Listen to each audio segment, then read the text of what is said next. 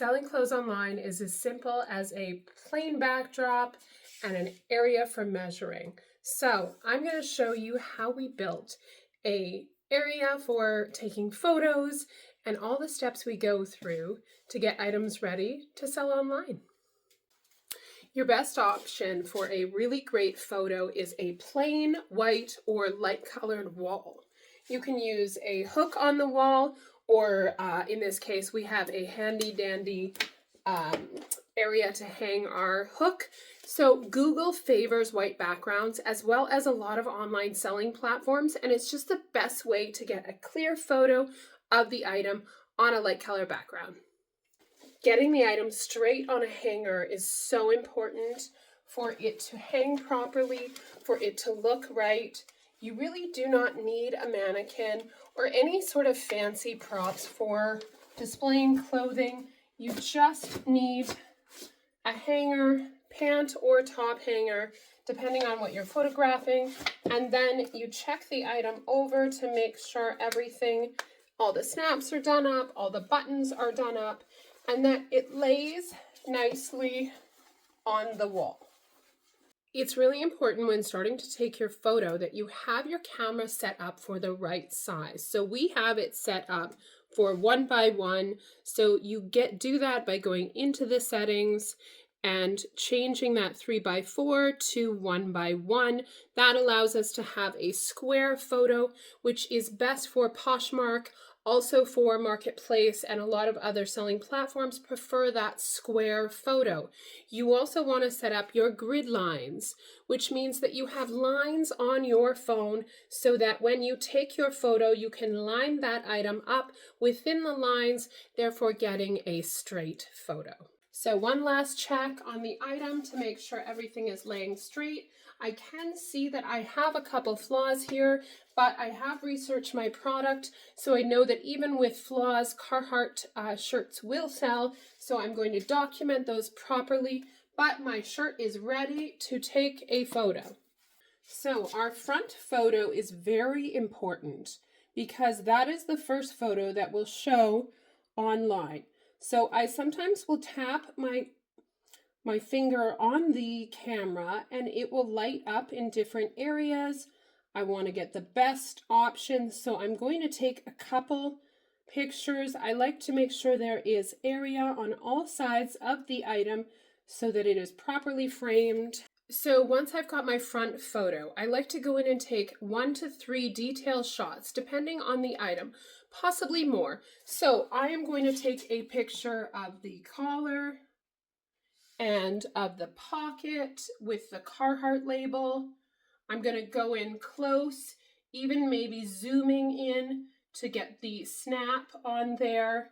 And then I'm also going to take note of the staining. I'm going to point it out with my finger so that someone looking at that photo knows what I am drawing attention to, and making sure to document all flaws. And then I also will take a photo of the cuff of the shirt and the bottom, possibly showing the inside, so that the person that is looking at these photos knows whether or not it's going to work for them. They have all the information they need to make a buying decision. I went back in my phone, made sure all of the pictures that I had taken were clear. I've got all the info that I need. Now I can flip the item around and take a picture of the back of the item. I'm going to do the same thing and straighten everything out so that you get a clear photo. So now that I've got that ready, I'm going to stand close to the item. I'm going to line it up on my camera. And I've noticed that I have a problem. Something just isn't working right. So I'm taking note that I am actually zoomed out a little bit. I can see that this cuff has kind of twisted a little bit. So I'm going to take the extra time to straighten it so that I get a really good photo, because people buying online want to see the details. If you're leaving something up to their imagination, they may pass you by and will not buy the item, even though it might be what they want. Last photo is the back photo. We are going to make sure that we've got that item in between the grid lines and that is lighting up the area, so we're getting a clear photo of what the actual color of this item is. I'm noticing a couple of flaws, so I am going to document those. You can sell flawed items as long as they are a popular item and as long as you document the flaw, but as always, researching your item is most important. And that is it. I'm going to check over my photos, make sure I have everything I need, and then I'll step over to the measurement process.